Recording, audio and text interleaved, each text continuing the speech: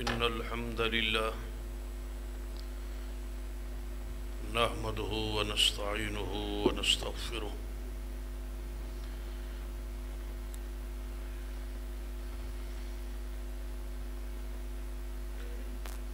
ونعوذ بالله من شرور أنفسنا ومن سيئات أعمالنا من يهد الله فلا مضل له ومن يضلل فلا هادي له أشهد أن لا إله إلا الله وحده لا شريك له وأشهد أن محمدا عبده ورسوله أما بعد فإن خير الحديث كتاب الله وخير الهدي هدي محمد صلى الله عليه وآله وسلم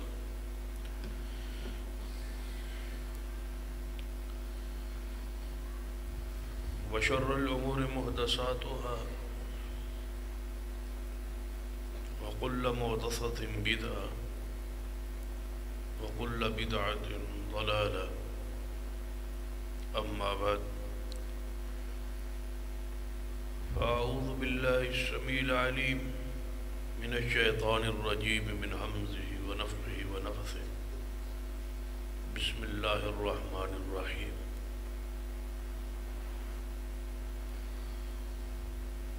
والذين جاهدوا فينا لنهدينهم سبلنا وإن الله لمع المحسنين رب اشرح لي صدري ويسر لي أمري واحلل عقدة من لساني يفقهوا قولي رب زدني علما سبحان ربك رب العزة عما يصفون وسلام على المرسلين والحمد لله رب العالمين. حضرات، گزشتہ کئی خطبات دے اندر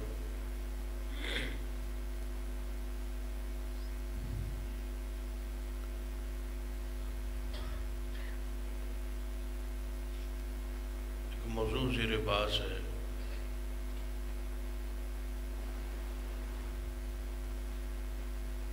کہ آخر کیا وجہ ہے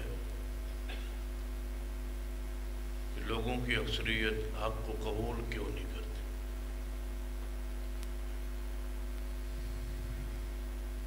شروع سے لے کر آج تک ہمیشہ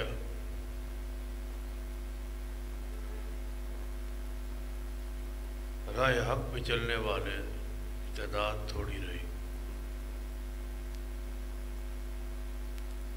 شرک، بدعت، خرافات اور کفر رہنے والے لوگوں کی تعداد زیادہ رہی. اس حقیقت پر قرآن بھی گواہ ہے. جہاں اہل ایمان کا ذکر ہوا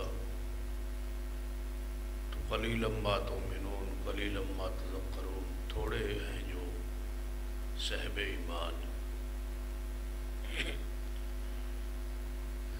اور جب اہل شرک کا ذکر ہوا تو فرمایا وما یؤمن اکثرهم باللہ الا وهم مشرکون. زیادہ لوگ جو ہے وہ ایمان کے باوجود شرک کرتے. اکثریت ہمیشہ اہل باطل کی رہی. اس کی وجوہات کیا ہے؟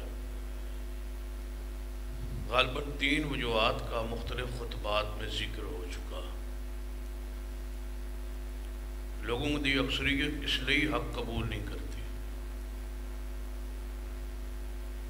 لوگوں کے اندر ہدایت کی تڑپ بھی نہیں، اس کی چاہت ہی نہیں ہے، فکر ہی نہیں ہے. دنیا کے لیے گزار رہے، آخرت کے لیے نہیں. جب آخرت کی فکر ہی نہیں ہے، جنت کی قیمت کا ہی علم نہیں ہے، جزا اور سزا پر جس طرح زبان سے ایمان اور یقین ہے اس طرح فکر نہیں ہے۔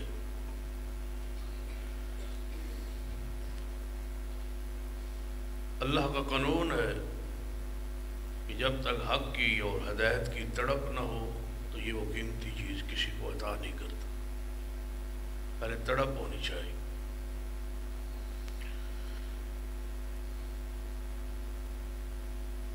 اور دوسری وجہ جہالت ہے کہ ہماری اکثریت جاہل لوگوں کی، جس وجہ سے وہ دین کی سمجھنے کی کوشش ہی نہیں کرتے۔ جیسے انسان بالکل کوئی چیز نہیں جانتا تھا پیدا ہوا،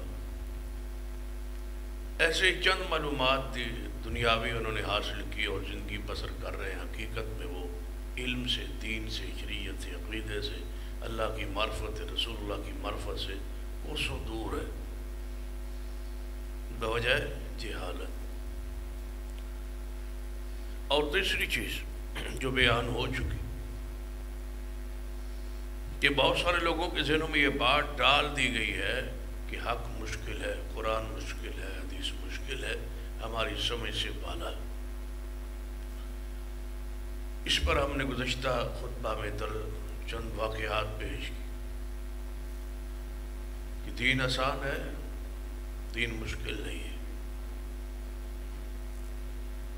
دین کی وہ چیزیں، وہ عقائد جس کے بارے میں قیامت والے دن سوال ہے، جس پر جنت اور جہنم کا فیصلہ ہے، وہ انتہائی آسان ہے۔ سمجھنے والا کوئی سمجھنا چاہے تو انتہائی دین آسان ہے۔ اور پر اس پر ہم نے دلائل دیے کہ ان پڑھوں نے دین سمجھا، عرابی اور دیہاتیوں نے دین کو سمجھا۔ تو جب ایک بکریوں کے چرواہے اور عامی لوگ، عرابی دیہاتی پینڈ میں رہنے والے، جنگلوں میں رہنے والے دین سمجھ گئے تو ہم کیوں نہیں سمجھ سکتے؟ یہ تین چیزیں کئی خطبات میں بیان۔ آج راہ حق کے اندر جو روڑے ہیں، جو حجاب ہیں، جو پردے ہیں، جس وجہ سے لوگ حق قبول نہیں کرتے، ان وجوہات میں سے ایک وجہ اپنا منصب، اپنا عہدہ، اپنا اقتدار، اپنی سرداری، اپنی چودراہٹ اور اپنی انا، تکبر، بڑا پن۔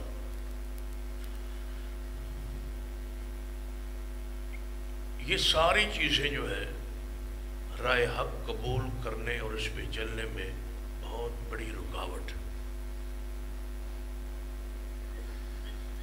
بندہ سوچتا ہے کہ اس مسلک اور مذہب کے ماننے والے تو چند لوگ ہیں، میں پورے معاشرے کو ڈیل کیسے کروں؟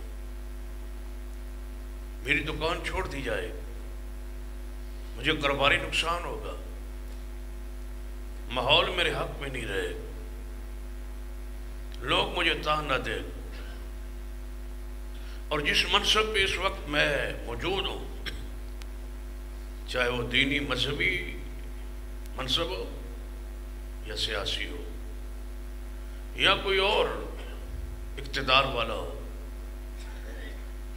وہ آڑے آ رہا ہے کہ میں اگر اس کو قبول کرتا ہوں تو یہ چھوٹے بندوں کا کام، میں تو بڑے منصب پر ہوں، بڑی فضیلت ہے میری، بڑا درجہ ہے میرا، تو میں اس کو کیوں قبول کروں؟ دونوں انداز میں، دینی اور دنیاوی لحاظ سے، اس پر واقعات قرآن پاک میں اور حدیث میں موجود ہے۔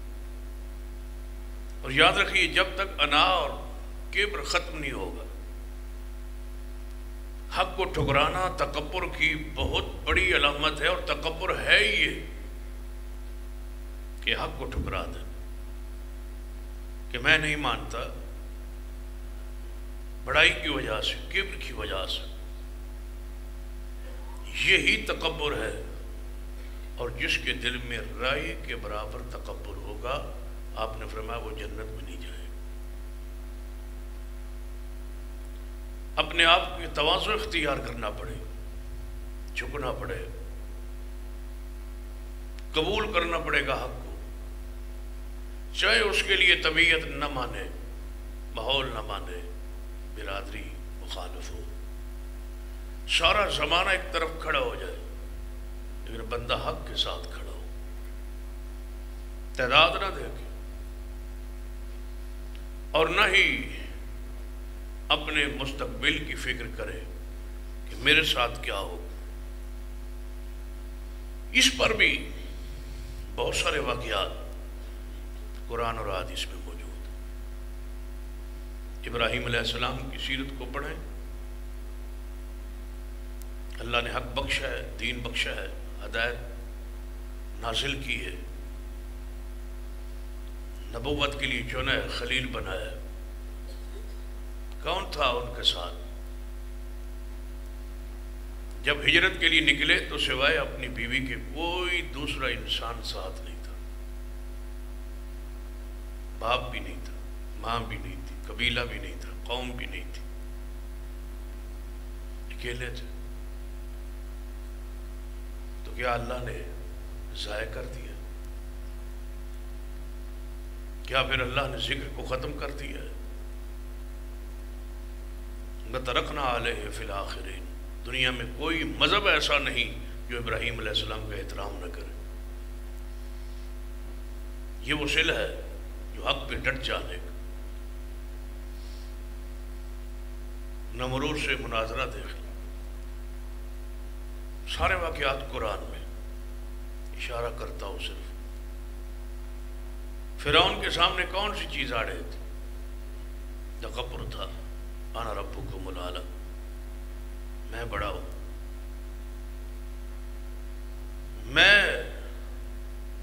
کسی کو جھکوں ساری دنیا مجھے جھکتی ہے۔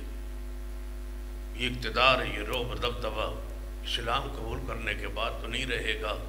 ایک اسرائیلی جوان موسیٰ علیہ السلام، ان کی اتباع کرنا ہو۔ رسول اللہ کی اتباع ہی تو ایسی چیز ہے جس کی وجہ سے بہت سارے لوگ اسلام اور دین اور شریعت سے دور رہتے، یہاں جھکنا پڑتا ہے، یہاں ماننا پڑتا ہے، یہاں نفسانی جو طبیعت ہے اس کو تابع کرنا پڑتا ہے، یہاں چاہتے خواہشیں قربان کرنا پڑتی ہے جو ہم تیار نہیں ہیں۔ اسی وجہ سے ہم ٹھکراتے، شیاطین کے لیے راستے کھولتے، ہدایت کے راہوں کو چھوڑتے ہیں، صرف اس وجہ سے کہ ہماری ناک، ہماری عزت، ہماری انا، ہمارا بڑا پن یہ قائم رہے۔ فرعون جو ہے ساری زندگی اکڑا رہا، ساری زندگی اکڑا رہا، لیکن ایک دن آیا جب جھک گیا۔ وہ دن کون سا تھا؟ جب پانی حلق تک پہنچا اور گردن تک پہنچا، ڈوبنے لگا، فنا ہونے لگا، غرق ہونے لگا۔ آمنت برب موسیٰ و ہارون، اب میں مانتا ہوں، اب میں ایمان لاتا ہوں، اب میں لا الہ الا اللہ کہتا ہوں، اب میں جھکتا ہوں۔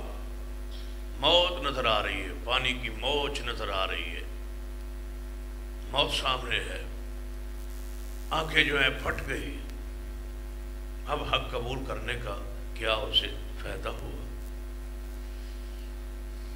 اب ماننے کا فائدہ ہوا؟ نبی علیہ السلام فرمایا یہ موسیٰ علیہ السلام کی قوم کا فرعون تھا اور میری امت کا فرعون ابو جہل ہے، جو مر کے بھی اکڑا رہا، ڈٹا رہا اپنے حق، اپنے مذہب پر، اپنے عقیدے پر، اپنی چوتراہٹ پر، ستارے پر۔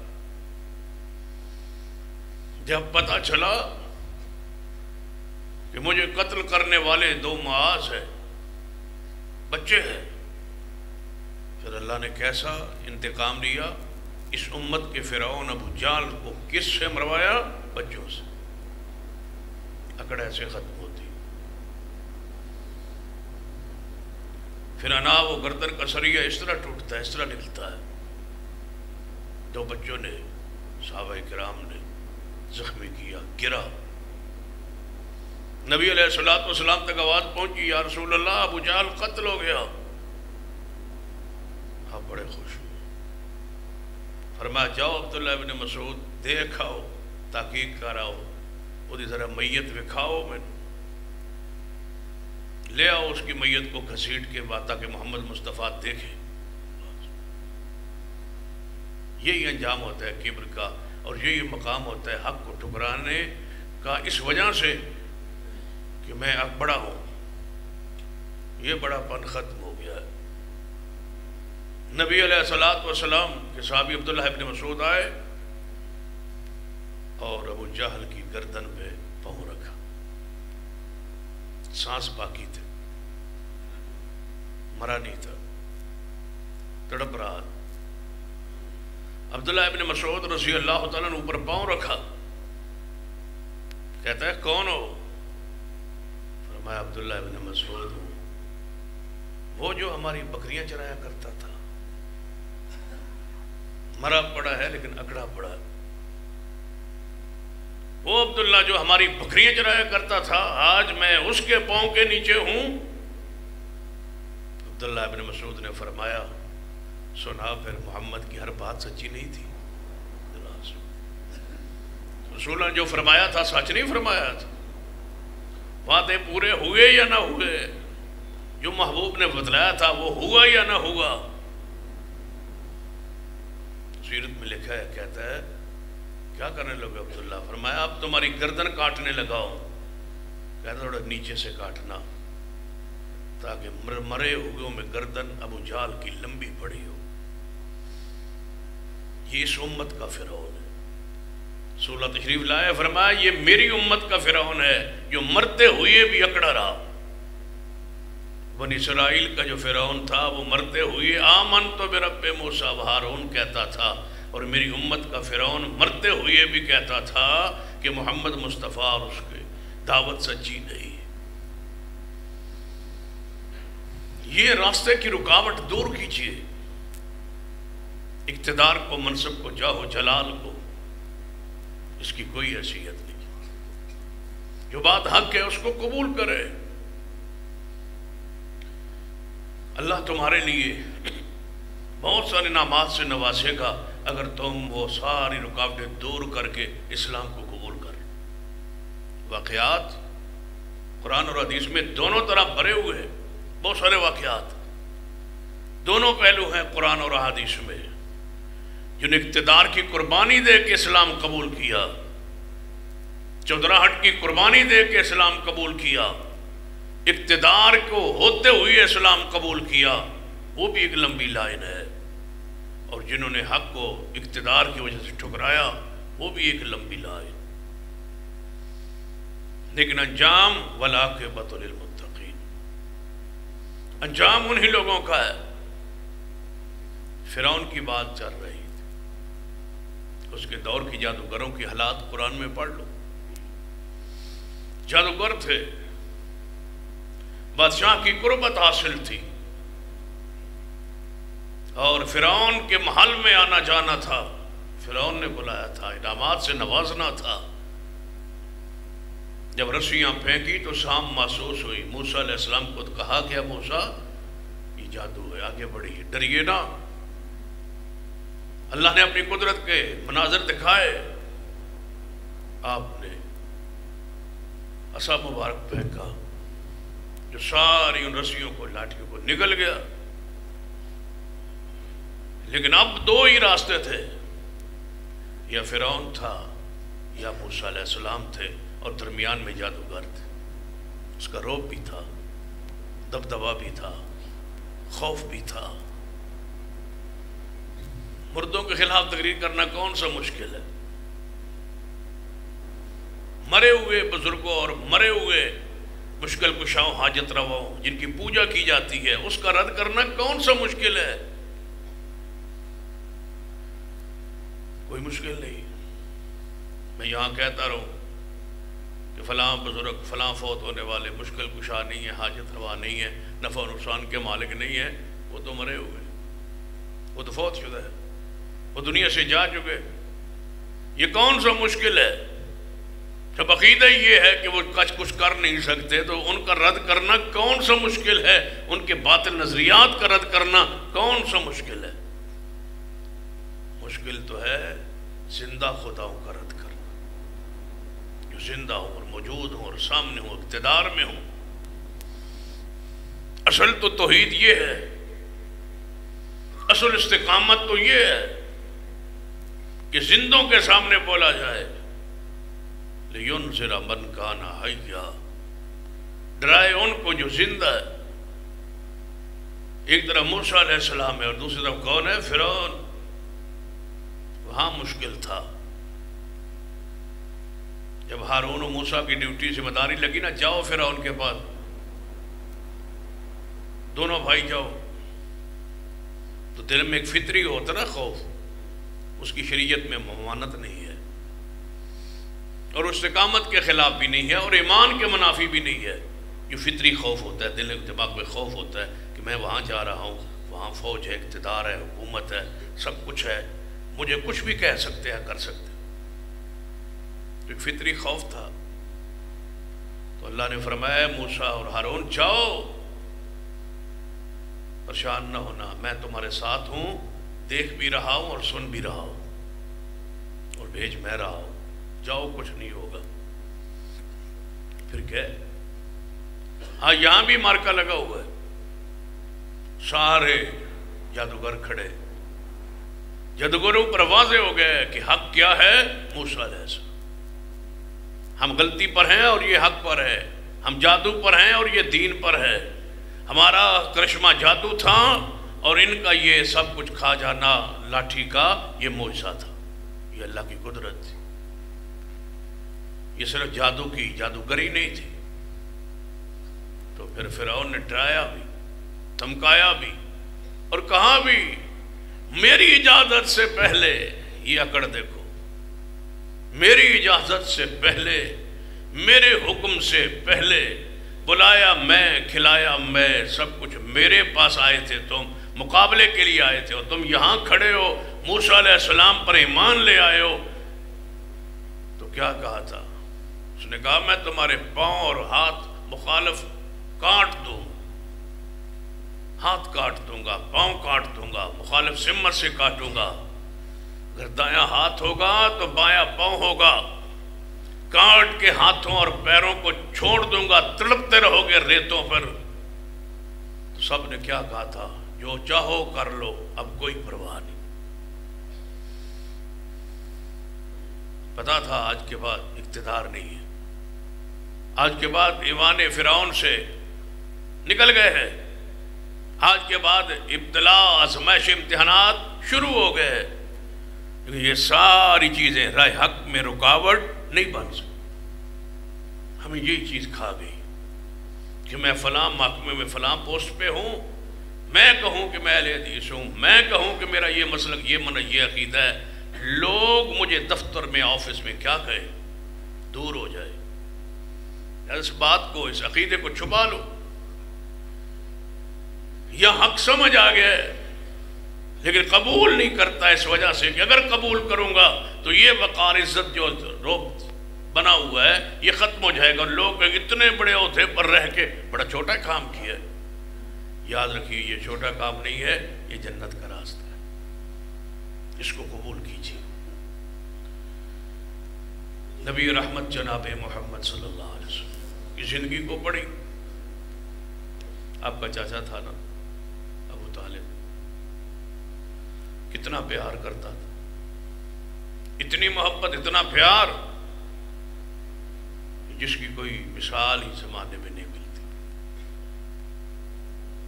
اور نبی علیہ السلام کو جب پتہ چلا کہ چچے کی آخری سانس ہیں اور آخری کیفیت میں آ گئے تو وہ محبتیں جوش مار رہی، جا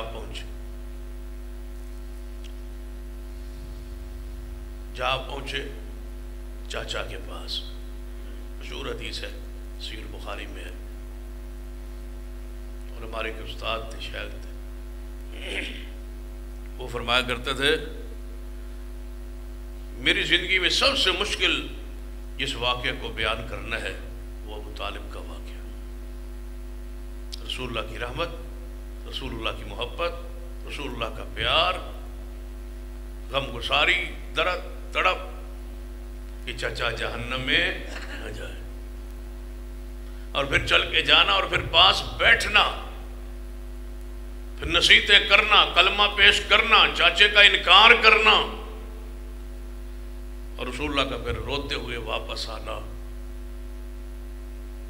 اور پھر آسمان سے اس آواز کا آنا تسلی تشفی کے لیے، اِنَّكَ لَا تَهْدِي. بندہ پہلے ہی تڑپ رہا ہو، پہلے ہی پریشان ہو، غم میں ہو، سامنے چچا ہو، موت کی آغوش میں جا رہا ہے، اور پھر چچا بھی وہ جس نے ایمان نہ لانے کے باوجود سب کچھ محمد پہ قربان کیا صلی اللہ علیہ وسلم. جب قید کیا کفار نے، سوشل بائیکاٹ کیا، تو کہاں رہے تھے؟ شیب ابی طالب میں، جس نے اپنی حویلی کو رسول اللہ کی پناہ بنا دیا تھا کہ میری حویلی کے اندر آ جاؤ، اپنے ساتھیوں سمیت آ جاؤ، یہاں رہو. کافروں نے مل کے کہا تھا ابو طالب تو ساتھ چھوڑ دے، ہم دیکھتے ہیں محمد مصطفیٰ صلی اللہ علیہ وسلم اور آپ کے ساتھیوں کو، بس آپ چھوڑ دیں، آپ ہمارے سردار ہیں. تو ابو طالب نے کیا تھا کہا تھا، اگر دنیا ساری کے خزانے میرے قدموں میں آ کے رکھ دو تب بھی یہ نہیں ہو سکتا. جو میرے محمد کی طرف آنکھ اٹھے گی آنکھ کاٹ دوں گا، جو ہاتھ اٹھے گا کاٹ کے رکھ دوں گا، باوجود اس کے کہ ایمان نہیں لائے تھے. پھر تقاضا تھا نا احسان کا کہ رسول اللہ آخری حجت بھی اس پر پیش کرتے. پھر رسول اللہ تشریف لے گئے، پاس ابو جہل بیٹھا تھا، امیہ بیٹھا تھا، چوٹی کے کافر بیٹھے تھے. نبی علیہ السلام نے ان پر اسلام کو، دین کو، کلمہ توحید کو پیش کیا اور فرمایا چچا کلمہ پڑھ لیں، میں اس کلمے کو بطور حجت دلیل اللہ کے سامنے قیامت والے پیش کروں گا اور تجھے جنت میں لے جاؤں گا. اونچی نہیں پڑھ سکتے، کان میں پڑھ لو. ایک میں سننے والا ہوں اور کوئی سننے والا نہ ہو، میں سنوں آپ کا کلمہ اور پھر میری گواہی قیامت والے دن. میرا مقام ہی یہ ہے، یا ایھا النبی انا ارسلناک شاہدا ومبشرا ونذیرا وداعیا الی اللہ باذنہ وسراجا منیرا.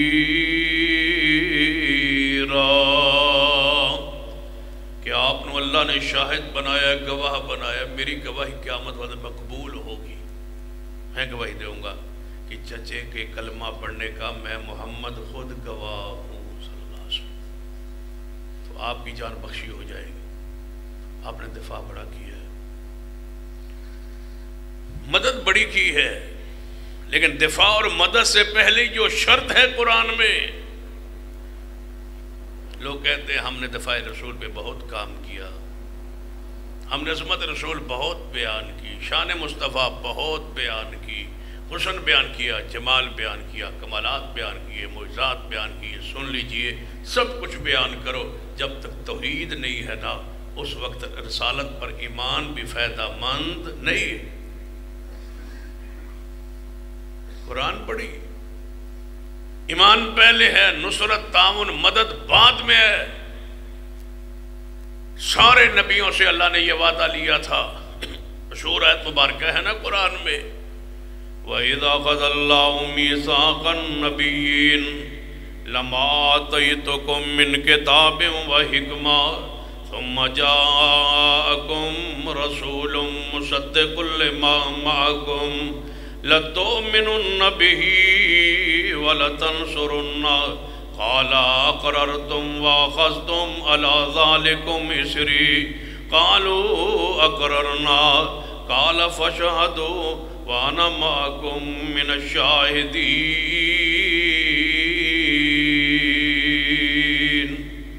فرمایا میرے پیارے حبیب جناب محمد مصطفیٰ صلی اللہ علیہ وسلم دی شان مقام، فرمایا سارے نبیوں تو وعدہ لیا ہے میرے نبیوں جے تانوں میں کتاب دے دیواں حکمت دے دیواں نبوت رسالت تانوں دے دیواں ثم جاءکم رسول مصدق لما معکم پھر آخر تے میرا رسول آ جائے کون جناب محمد صلی اللہ علیہ وسلم تہاڈی شریعت چل رہی ہوئے تہاڈا نظام چل رہے ہوئے تہاڈا حکم چل رہے ہوئے تہاڈا فرمان چل رہے ہوئے تہاڈا کلمہ چل رہے ہوئے تہاڈی نبوت جاری ہوئے رسالت جاری ہوئے ثم جاءکم رسول مصدق لما معکم پھر آخری رسول آ جائے جناب محمد مصطفیٰ صلی اللہ علیہ وسلم سارے نبیوں تے لازم ہوئے گا پیغمبر دی مدد کرو نہیں پیغمبر دا دفاع کرو نہیں پہلے لَتُؤْمِنُنَّ بِهِ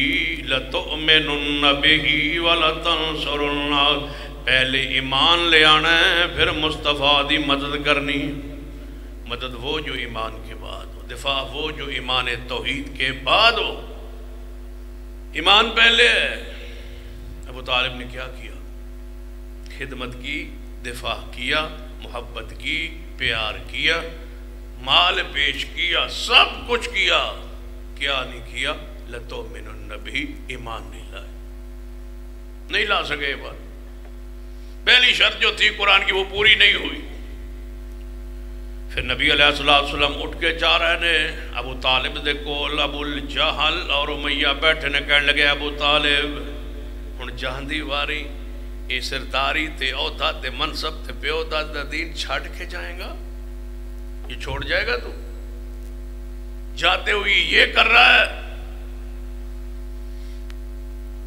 تو کیا کہا تھا ابو طالب نے اب میں اگر اسلام قبول اے محمد صلی اللہ علیہ وسلم آپ سچے یہ ہوتا ہے حق وہ جو سر چڑھ کے بولے کیا کہہ رہے ابو طالب اے محمد صلی اللہ علیہ وسلم اے میرے بھتیجے آپ سچے آپ کا دین سچا آپ کی دعوت سچی لیکن میں نہیں قبول کر سکتا اس لیے کہ مجھے لوگ تانا دیں گے میں 2 منٹہ بعد فوت ہو جانا تانا پہ جو ماردے بھی رہنے کی ہوئے مجھے لوگ کہیں گے جاتے جاتے باپ دادے کا مذہب دین شریعت چھوڑ گیا ہے لہذا میں نہیں قبول کر سکتا میں اپنے آبا و اجداد کے دین پہ مرنا چاہتا ہوں یہ ہے وہ اقتدار یہ ہے وہ سرداری جو بندے کو حق قبول نہیں کرنے دیتے سیدنا عمر رضی اللہ تعالی واقعہ ہے نا ان کے دور میں ایسے واقعات موجود ہیں 2 شخص حضرت سلمہ رضی اللہ تعالیٰ فرماتے ہیں کہ ہمارے پڑوس میں ایک یہودی رہتا تھا پڑوس میں تھا اور یہودی تھا ہم سارے اکٹھے تھے قریش اور قیامت کا ذکر ہو رہا تھا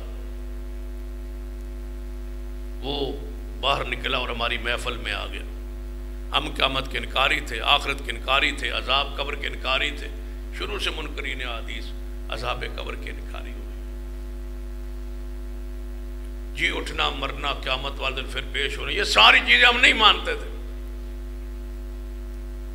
جو یہودی تھا وہ ہے اب کہتا ہے تم سارے غلط بیانی کرتے ہو قیامت قائم ہوگی ہم نے تورات پڑھی ہے ہم نے انجیل پڑھی ہے ہمارا مذہب ہے ہمارا عقیدہ ہے قیامت قائم ہوگی عقلی اور نقلی دلائل دینے لگا حضرت سلمہ فرماتے ہم دلائل اس کے سنتے رہے ہم نے کہا کوئی علامت کوئی نشانی کب پھر وہ قیامت آئے گی تمہاری مانتے نہیں تھے منکر تھے نا مذاق کر رہے کب آئے گی قیامت تمہاری فرما ابھی تو ایک نبی نے آنا ہے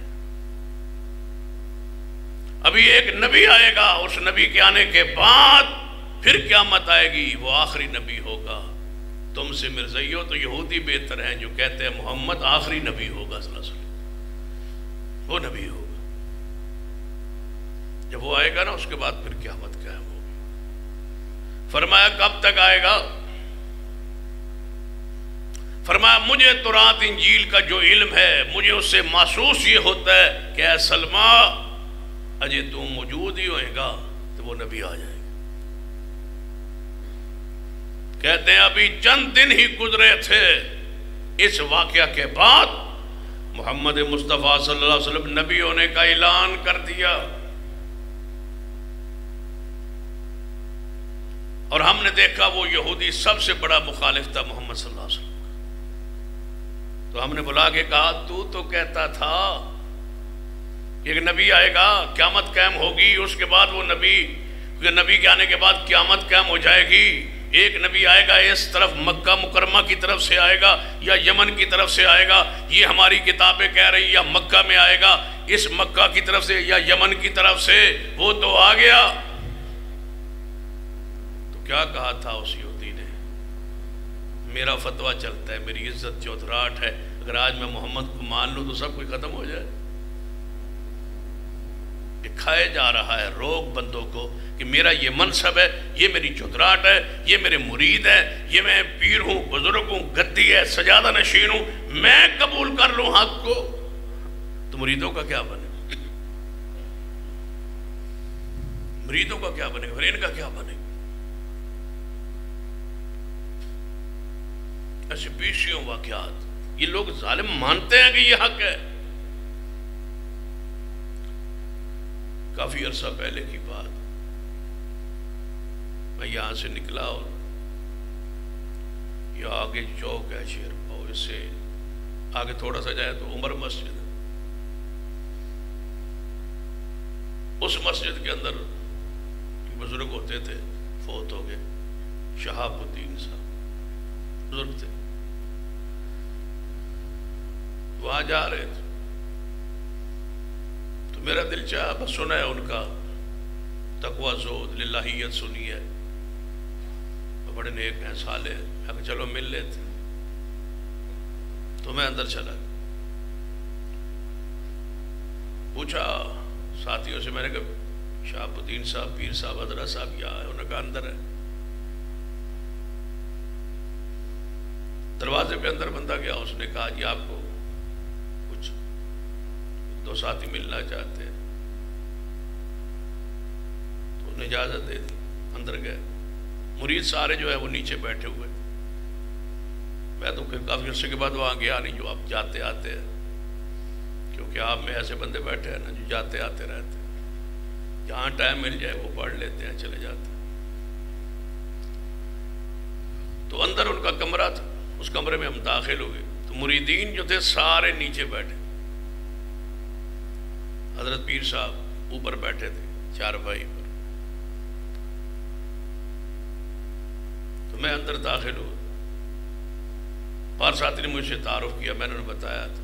انہوں نے کہا جی وہ جہاں مسجد اہل حدیث کی ہے نا اس کے خطیب, کہتے ہیں آ جائے میرے ساتھ چارپائی پہ بیٹھے. تو میں نے کہا یہ, اب میں کھڑا تھا کہ نیچے بیٹھنا نہیں, چارپائی پہ ہو سکتا ہے بزرگ نہ بیٹھنے دیں. کہتے ہیں آ جائے میرے ساتھ بیٹھے. میں ان کے ساتھ بیٹھ گیا. میں نے کہا یہ حضرت نیچے بیٹھے. تو انہوں نے میرے ہاتھ کو پکڑا اور دبایا, کہا یہ ایسے ہی چلتا ہے, یعنی پتہ ہے کہ یہ غلط ہے, جہاں محمد مصطفیٰ بیٹھتے ہیں وہاں ہی صحابہ بیٹھتے ہیں, پتہ ہے یہ غلط ہے, لیکن ہاتھ کیوں دباتے ہیں؟ بھائی اس کو چپ رہنے دیں, خاموش رہنے دیں. یہ برم جو بنا ہوا ہے, یہ عزت جو بنی ہوئی, یہ مقام جو بنا ہوا ہے, یہ روب دبدبا جو دلوں دماغوں پہ جالی بٹھایا گیا ہے, یہ قائم رہے. اسی وجہ سے لوگ حق قبول نہیں کرتے. اب کسی بھی پیر بزرگ بڑی گدی والے کے پاس چلے جائیں اور آپ کہیں میں اہل حدیث ہوں, وہ آپ کو اپنے برابر بٹھائے گا اور ان کہے گا یہ ان کا بڑا درجہ ہے, یہ نیچے نہیں بیٹھے. یا کہیں گے یہ سید ہے, یا کوئی اور چکر چلائے گا, لیکن ان کو یہ باور کرائے گا کہ تم پہ روب قائم رہے اور مذہب بھی قائم رہے, عقیدہ بھی اپنا قائم رہے اور عزت اپنا روب بھی قائم رہے, اور یہ بھی مسئلہ حل ہو جائے. پتہ ہے ان کو کتنے لوگ ہیں جو اپنی گدیوں کی وجہ سے حق کو قبول نہیں کرتے. ایسے بے شمار واقعات آج اس دور میں موجود ہے. بتائیے ایک نام آپ نے سنا ہوگا امام غزالی رحمۃ اللہ علیہ. تقریباً ہر مسلمان نے نام سنا ہوا ہے امام غزالی رحمۃ اللہ علیہ. بڑے عالم تھے, قرآن کے مفسر بھی گزرے. بڑی ان کی کتابیں ہیں, احیاء العلوم بڑی ان کی, معرفۃ الورع کتاب, فلسفے کے امام ہیں, منطق کے امام ہیں, بلاغت ان پہ پیچھے ختم ہے, علم کلام کے ماہر ہیں. یہ سمجھے کہ بہت سارے علوم جو ہیں ان کے اندر سے پھوٹے, اتنی بڑی شخصیت ہے. آج سارے پاکستان ہندوستان کے علماء اکٹھے ہو جائے نا, امام غزالی کی علم کا مقابلہ نہیں کر سکتے. بڑی عظمت ہے, بڑی شان. کبھی سوچا ہے اتنے بڑے عالم نے, امام غزالی نے جاتے جاتے اپنے مذہب کو, اپنے عقیدے کو, اپنے مسلک کو, اپنی سوچ کو, فکر کو بدل کے مسلک اہل حدیث قبول کر لیا تھا. کیوں قبول کیا تھا؟ اور جب جانے لگے نا دنیا سے, اپنی ساری کتابیں ایک طرف, جس کی سینکڑوں کتابیں ہیں, ساری ایک طرف رکھ دی, سینے پہ صحیح البخاری رکھ کے فوت ہوئے. کہا میرے سینے پہ صحیح البخاری رکھ دو تاکہ میں قیامت والے رب سے کہہ سکوں کہ یہ میری کتابیں میرا مذہب نہیں ہے, صحیح البخاری میرا مذہب ہے. جو میں لکھ چکا ہوں, جو میں کہہ چکا ہوں, آج میں رجوع کرتا ہوں. یہ تو چھوٹے موٹے ہیں, ان کی تو حیثیت ہی کوئی نہیں, لیکن یہ چدراہٹ ہے, یہ مقام ہے, یہ شہرت, یہ اقتدار جو ہوتا ہے نا, یا اقتدار والوں تک رسائی جو ہوتی ہے, بندے کو قبول نہیں کر رہے. میرے مرید, میرا ہی گدی میری ختم ہو جائے. پیشیوں واقعات ہے ایسے. اب سوشل میڈیا پر کراچی سے مفتی طارق مسعود صاحب ہیں, ان کا اکثر کلپس وغیرہ آتے ہیں, نوجوان سنتے ہیں.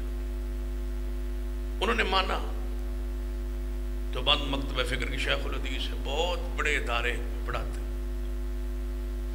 انہوں نے کہا اہل حدیث وہ گروہ ہے, کلپ موجود ہے ان کو, جو بدعت نہیں کرتے, بدعت ان میں نہیں ہے. کہتا ہے ہمارے اندر بدعات ہیں, ان کے اندر بدعت نہیں ہے. اب بتاؤ کوئی رہ گئی ہے گنجائش سمجھنے سمجھانے کی کہ ہمارے اندر بدعات ہیں, ان کے اندر بدعت نہیں ہے, لہذا میں وہیں رہوں گا جہاں بدعتیں موجود ہیں. کیا معنی ہے اس کا؟ کیوں نہیں آپ قبول کرتے؟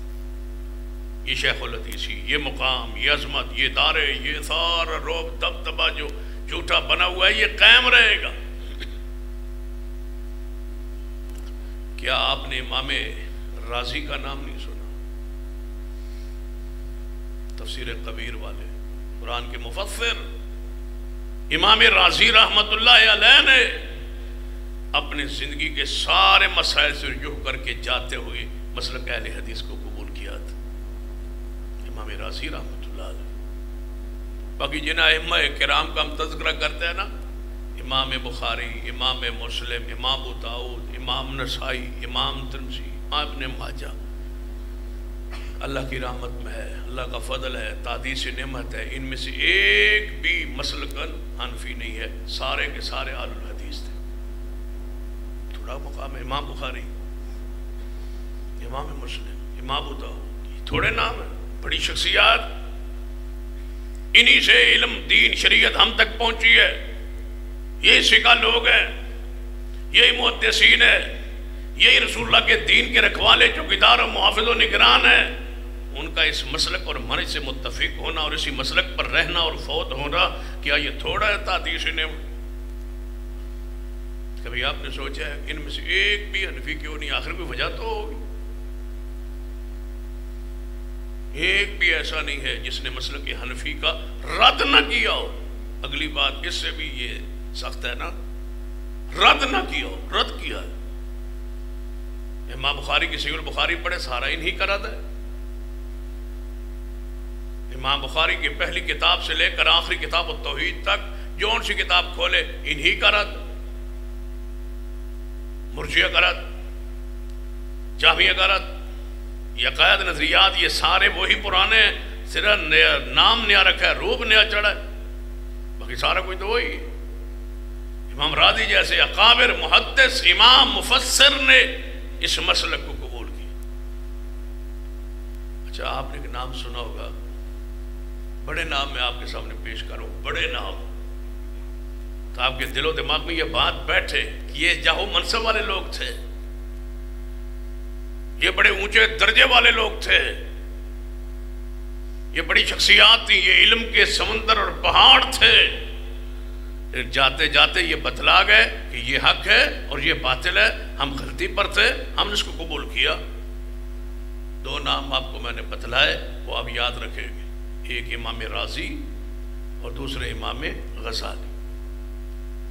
دو محدث، دو امام یہ گزرے ہیں جنہوں جاتے جاتے دنیا سے اپنے مسلک کو، منہج کو چھوڑا اور اس مسلک اور اس منہج کو قبول کیا جو آج محدثین کا، اہل حدیث کا جو موقف ہے۔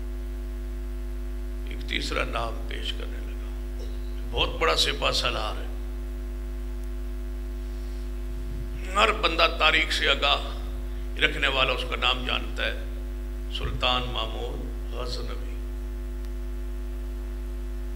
تاریخ میں ہے نام اس کا، تاریخ اسلام میں ایک چمکتا نام ہے، چھوٹے چھوٹے بچے جانتے ہیں، کہتے تھے استاد اپنے سومنات کا مندر کس نے توڑا، سلطان غزنوی کا نام آتا تھا۔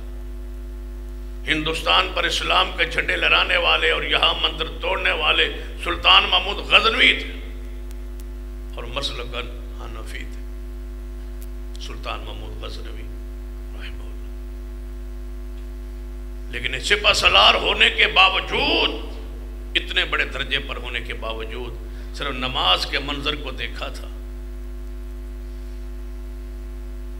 دو بندوں کو بلایا، کہتے ہیں ایک جو اہل حدیث نماز پڑھتے ہیں مجھے وہ دکھاؤ، اور دوسرے کو بلایا تو جو اپنی فقہ کے مطابق نماز پڑھ کے دکھا۔ جب دونوں نے پڑھی تو کہا میں اس نماز کو چھوڑتا ہوں اور میں اہل حدیث والی نماز کو لیتا ہوں۔ یہ سلطان محمود غزنوی رحمۃ اللہ علیہ نے کہا۔ کوئی فرق نہیں آیا، تاریخ میں آج بھی نام زندہ ہے کہ میں اگر قبول کر لوں گا تو میری سرداری، میری سیاست، میری چودراہٹ، میرا مقام، میری حیثیت ختم ہو جائے۔ سلطان محمود غزنوی کا نام تو زندہ ہے، بحیثیت سپہ سالار مسلک کو قبول کیا ہے، تبدیل کیا ہے، اس مسلک کو اپنایا ہے۔ اللہ تاریخ پڑھی، کیا نام مٹ گئے؟ امام راضی جیسے نام مٹ گئے، امام غزالی جیسے محدثین محترین کا نام مٹ گئے؟ نہیں مٹا، آج نہیں قبول کرتے۔ عزت شہرت ہے، ہر مسلک میں کچھ بندے ایسے ہوتے ہیں جن کو شہرت ملتی ہے، پھر وہ شہرت کی وجہ سے اپنی غلطی پر ڈٹے رہے کہ نہیں میں نہیں قبول کر، اگر میں قبول کروں گا تو میری تو وصیت ہی ختم ہو جائے گی۔ اللہ کے بندو، نجاشی بادشاہ تھا، نجاشی کیا تھا؟ بادشاہ تھا، یہ حبشے کا بادشاہ ہے نجاشی۔ نبی علیہ السلام نے خط لکھا، فرمایا ہے السلام علی من اتبع الہدی، سلام اس پر، یہ نہیں فرمایا السلام علیکم۔ خط کون لکھ رہے ہیں؟ محمد رسول اللہ صلی اللہ علیہ وسلم۔ کس کو لکھ رہے ہیں؟ عیسائی کو۔ نجاشی بادشاہ عیسائی ہے، بادشاہ ہے، حاضر بادشاہ، خط لکھا، روب ہو، دبدبا ہو، جرت ہو، ہمت ہو، یہ بھی کہہ سکتا السلام علیکم بھی لکھ سکتے تھے، نہیں لکھا کیونکہ مسلمان نہیں ہے، اور اس مسلمان نہ ہو تو اسلام سلام میں پہل نہیں ہے۔ وہ کہے السلام علیکم، آپ جواب میں وعلیکم کہہ دیں، بس پہل نہیں ہے۔ رسول نے کیا لکھا؟ السلام علی من اتبع الہدی، سلام اس پر جو ہدایت کو قبول کر لے، یہ لکھا۔ پھر لکھا یہ خط محمد الرسول اللہ صلی اللہ علیہ وسلم کی طرف سے نجاشی کی طرف۔ آپ نے فرمایا ہے بادشاہ نجاشی، اللہ نے تجھے حکومت دی ہے، مال دیا، سب کچھ عطا کیا ہے، اسلام قبول کر لے، سلامتی پا جائیں گا۔ اور میرے چاچا کا بیٹا، میرے علی کا بھائی جعفر طیار رضی اللہ تعالیٰ عنہ کچھ ساتھیوں سمیت تمہارے ملک میں آ چکے ہیں۔ یہاں حالات تنگ تھے، حالات پریشان تھے، میرے ساتھی تیری طرف آ چکے ہیں۔ لہٰذا ان کی مہمان نوازی کرنا، ان کی خدمت کرنا، انہیں پریشان نہ کرنا۔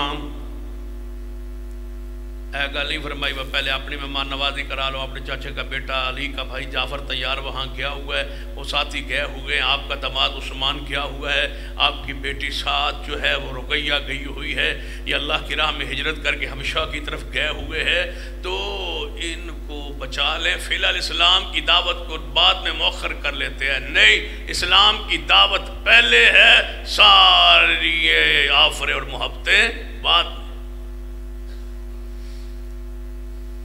نجاشی نے خط پڑھا، فرمایا یہ اس نبی کا بھائی ہے، چچا زاد بھائی ہے جعفر طیار، اس کو اور اس کے ساتھیوں کو پوری عزت احترام اکرام دیا جائے۔ آرڈر کیا، کرسی پر بیٹھا ہے، اقتدار پر بیٹھا ہے، سانو کونسلر دی سیٹ لب جائے کہ اسی آنے لے ہن ساری بدعات ساڈے لئی جائز ہو گئی ہے، ہن اساں رل مل کے رہنا ہے، سب کے ساتھ جوڑ کے رکھنا ہے۔ بھائی جوڑ کے رکھنا ہے، معاملات میں جوڑے نا، دنیاوی معاملات میں جوڑے نا، کون منع کرتا ہے؟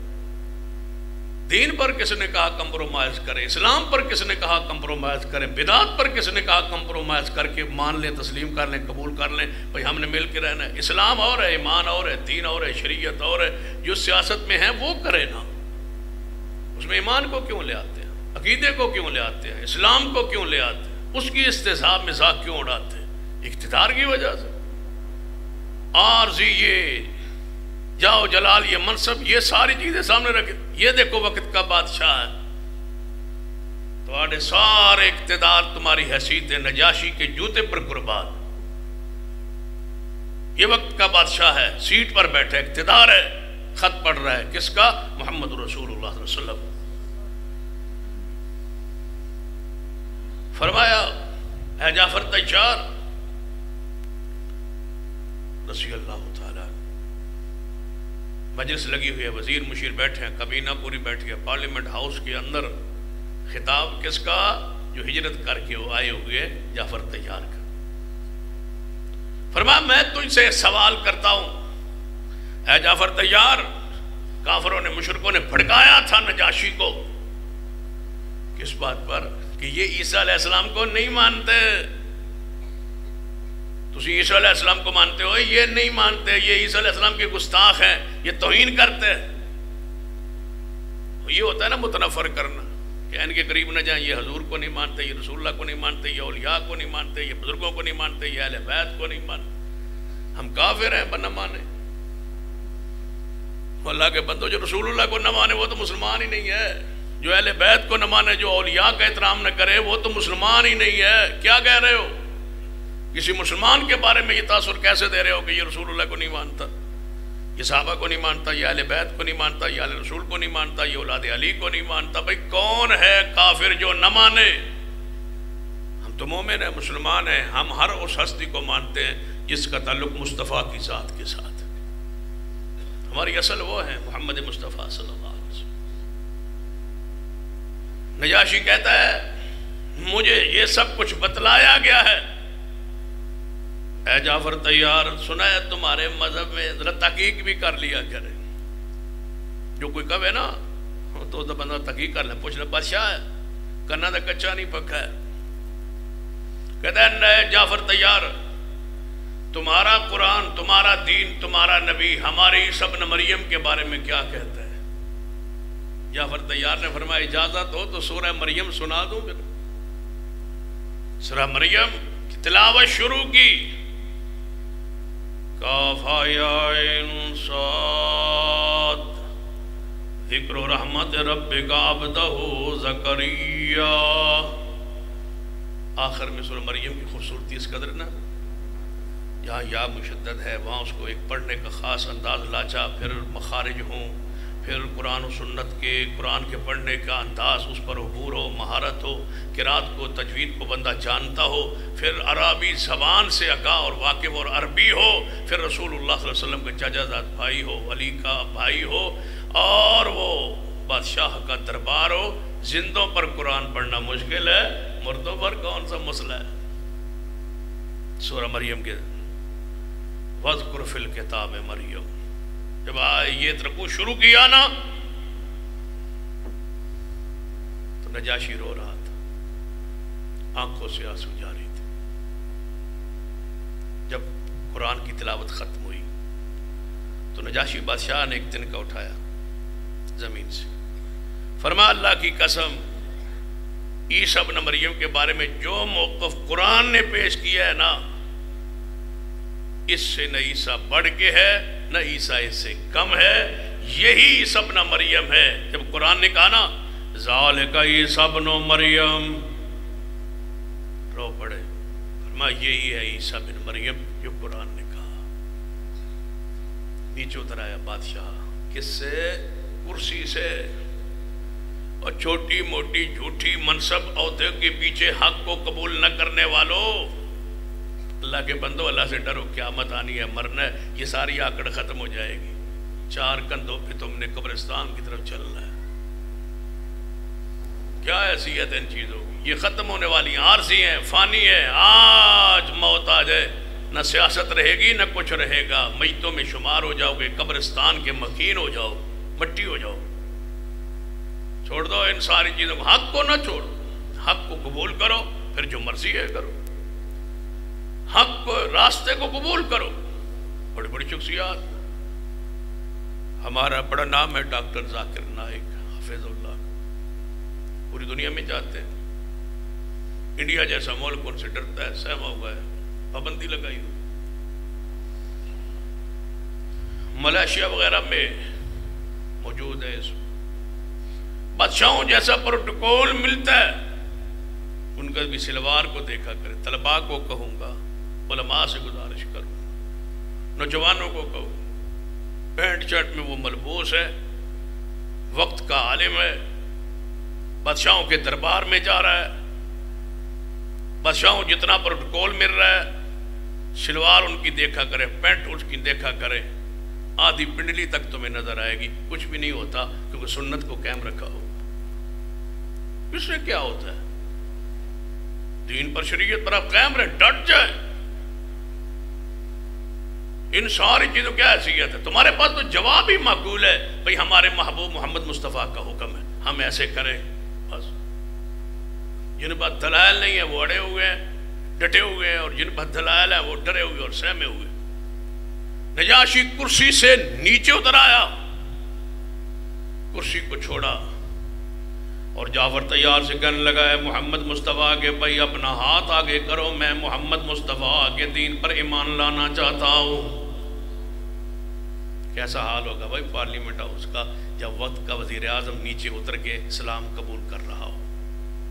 کہاں وہ بادشاہ، کہاں یہ کون جعفر، کہاں مہاجر، کہاں سے میں ڈرے ہوئے مکہ مکرمہ سے نکلے ہوئے یہ مہاجر، مہمان، نہ گھر نہ بار نہ کچھ، سارے خطرات منڈلا رہے ہیں سر کے اوپر، لیکن اسلام کی دعوت جاری ہے۔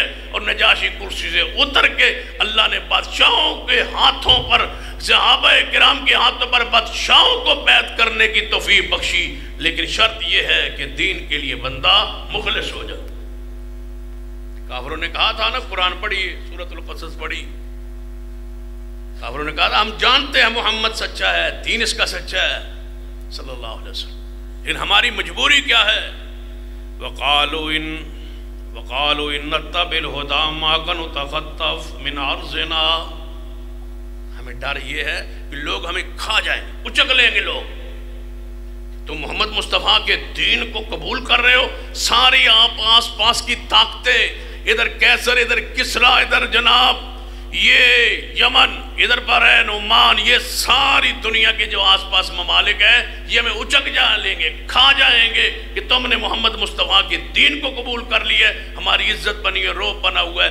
ہم آ جاتے ہیں تو لوگ ڈاکو راستہ چھوڑ دیتے ہیں، یہ مکہ کے قریش آ رہے ہیں، یہ بیت اللہ کے متولی آ رہے ہیں، یہ بیت اللہ کی خدمت کرنے والے آ رہے ہیں، پوری دنیا ان کے پاس مہمان بن کے جاتی ہے، ان کے قافلے کو نہیں روکنا، نہیں ٹوکنا، نہیں لوٹنا، نہیں ڈاکہ مارنا، ہمارا پورے عرب میں احترام ہے۔ یہ سارا ختم ہو جائے جو ہم محمد کا کلمہ پڑھ لیں، یہ اقتدار کی رکاوٹ ہے۔ اللہ نے پھر کیا جواب دیا؟ فرمایا وَلَمْ نُمَكِّن لَّهُمْ حَرَمًا آمِنًا يُجْبَىٰ إِلَيْهِ ثَمَرَاتُ كُلِّ شَيْءٍ او کافرو، او عقل کے اندھو، تم کفر پر، شرک پر، بتوں کی پوجا پر ہو، تو میں نے تمہارا احترام لوگوں کے دلوں میں ڈال دیا ہے صرف اس وجہ سے کہ تم بیت اللہ کے متولی ہو۔ جب محمد کے غلام بن جاؤ گے تو میں تمہیں چھوڑ دوں گا۔ جس اللہ نے شرک پر تم ہو، بدعت پر ہو، خرافات پر ہو، تمہاری سیاست کو، تمہاری چودراہٹ کو، تمہارے معاملات کو ضائع نہیں ہونے دیا، کیا وہ اللہ توحید اور سنت اور رسول اللہ کی اطاعت قبول کر لینے کے بعد تمہیں ذلیل کرے گا؟ کیوں اس بت کو نہیں توڑتے؟ توڑیے اس بت۔ بڑے بڑے نام ہیں، بڑی بڑی شخصیات، لیکن نہیں قبول کرتے۔ وہ کیا سمجھتے ہیں؟ ہمارے پاکستان میں بڑے مذہبی سکالر ہیں، طارق جمیل صاحب بہت بڑے مذہبی سکالر ہیں، گفتگو کا اللہ نے ملکہ بخشا ہے۔ کیا سمجھتے ہیں کہ ان کو نہیں پتا کہ حق کیا ہے، باطل کیا؟ اللہ کی قسم پتا ہے، اللہ کی قسم پتا ہے۔ میں آپ سوچیں گے وہ میں قسم کیوں اٹھا رہا ہوں؟ ہمارے 4 علماء کرام ان کے گھر گئے، ٹائم لیا ان سے، خانوال کے ساتھ، تو لمبا ان کا گاؤں ہے، بستی ہے جہاں وہ رہتے، اصل جو آبائی گاؤں، وہاں گئے ہمارے 4 علماء کرام، ان کے پاس بیٹھے، ان کو فون کیا، ہم آ رہے ہیں، انہوں نے دعوت کی، کھانے کا انتظام کیا، گئے اور صرف ایک بات کہی کہ آپ کے بیانات میں یہ چیزیں جو ہے رف ہوتی ہیں، قرآن کے خلاف ہیں، حدیث کے خلاف ہیں، دین کے خلاف ہیں، شریعت کے خلاف ہیں، قصے ہوتے ہیں، کہانیاں ہوتی ہیں، جھوٹی باتیں ہوتی ہیں، ان کو چھوڑ دیں اور حق کو قبول کریں۔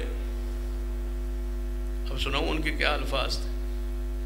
فرماتے ہیں میں سب کو جانتا ہوں، لیکن اب ماحول بنا ہوا ہے، یہ کیسے خراب ہو؟ جب میں یہ کہوں گا کہ یہ باتیں غلط ہیں، یہ ٹھیک ہیں، اب ملک میں ماحول بنا ہوا ہے ایک میرے حق میں، وہ ختم ہو جائے گا، میری وہ عزت، وہ مقام، درجہ ختم ہو جائے گا، جہاں تک میں پہنچ کے تبلیغ کرتا ہوں وہ چیزیں ساری ختم ہو جائیں گی، لہٰذا میں اس کو قبول نہیں کرتا، تاکہ یہ جہاں چیز تم صحیح ہو، تم صحیح کہنے آئے ہو، تمہارا شکریہ ہے، تم نے یاد دہانی کروائی ہے، یہ ٹھیک ہے، لیکن میں یہ نہیں کر سکتا، اس لیے کہ جاؤ منصب کی یہ مجبوری۔ الفاظ ہیں، بڑی بڑی شخصیات ہیں ایسی۔ ویسے میں تو کہا کرتا ہوں کہ اگر ساری چیزوں کے باوجود بھی تم حق قبول نہیں کرتے، اللہ کے بندو قیامت اور رب کو کیا جواب دو؟ کہو میری غلطی ہے، میں انسان ہوں، مجھ سے ہو سکتی ہے، مجھ سے ہو گئی ہے، معافی چاہیے، اللہ مجھے معاف کرے، میں اس بات کی اصلاح کرتا، لیکن نہیں، یہ نجاشی ہے، نگلا ہے نیچے۔ پھر یہی ہے جس نے ام حبیبہ کا محمد مصطفیٰ سے نکاح پڑھایا، حق مار بھی خود ادا کیا، یہ ہے نجاشی، اسلام لے آیا، پھر خط لکھا، اے محمد صلی اللہ علیہ وسلم، میں نے آپ کی دعوت کو قبول کر لیا، میں نے اسلام کو قبول کر لیا، اب میرے لیے کیا حکم ہے؟ میں آپ کے سنا ہے کہ آپ پناہ گاہ مدینہ میں تشریف لے گئے، آپ کے لیے حالات کچھ بہتر ہو رہے ہیں، میں یہاں سے 2 کشتیوں کے ذریعے، ایک میں بچے، عورتیں اور بوڑھے، اور دوسرے میں مرد جوان جو ہجرت کر کے آئے ہیں، ان کو واپس بھیج رہا ہوں، عزت احترام اکرام کے ساتھ۔ ہم نے آپ کے چچا کے بیٹے جعفر کی عزت احترام کی ہے، انعامات سے نوازا ہے، اسلام میں نے ان کے ہاتھ پر قبول کر لیا ہے۔ جب یہ پہنچے تو نجاشی کو پیغام اللہ کی طرف سے آ گیا، فوت ہو۔ جب نجاشی فوت ہوگا، یار سنو، اللہ تعالیٰ حق کی راہ پہ چلیں تو اللہ رحمت کیسے کرتا ہے۔ نجاشی فوت ہوا کہاں؟ حبشہ میں، اقتدار کی حالت میں فوت ہوا، بادشاہی چل رہی تھی، حکومت چل رہی تھی، فوت ہو گیا۔ اللہ نے جبریل کو مدینے بھیج کے محمد کو اطلاع کی صلی اللہ علیہ وسلم، کس سیٹوں کے پیچھے پھر رہے اور کہتے ہو ہاں ساری سیاست خراب ہوئی؟ یہ کون سی سیاست ہے؟ یہ نالیوں، یہ گندی نالیوں کی صفائی کے لیے جو کونسلری ہے، یہ چیزیں یہ خراب ہو جائے گی۔ نبی علیہ السلام کو اطلاع ہوئی، آپ نے اسی وقت ارشاد فرمایا، میرے صحابہ تمہارا بھائی نجاشی فوت ہو گیا، اٹھو آج اس کا غیبانہ جنازہ پڑھیں۔ غیبانہ جنازہ شروع ہوئی نجاشی کے جنازے سے ہوا ہے۔ پھر جب رسول اللہ نے جنازہ پڑھا ہوگا، صفے بدوائی، آپ نے فرمایا میرے صحابہ صفے درست کر لو، صفے باندھ دو، نجاشی کا جنازہ پڑھتے پڑھاتے شمار واقعات آگے میرے اس وقت دل و دماغ میں مصر کے شاہ کے واقعات، کیسر و کسریٰ کے واقعات ذہن میں آ رہے ہیں۔ انشاءاللہ ان پر آئندہ خطبے میں وضاحت ہوگی۔